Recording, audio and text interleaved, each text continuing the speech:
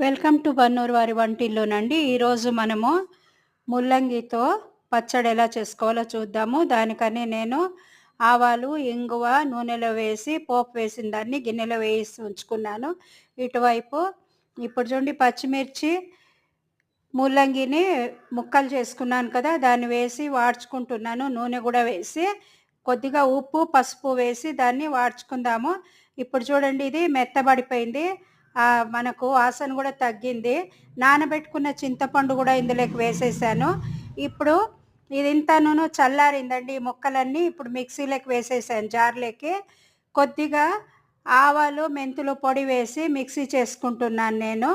చూడండి ఇలా అయిపోయింది. మనం ఎక్కువసేపు వేయక్కర్లేదు, కచ్చాపచ్చగా ఇలా వేసుకుంటే రోట్లో రుబ్బినట్టే ఉంటుందండి.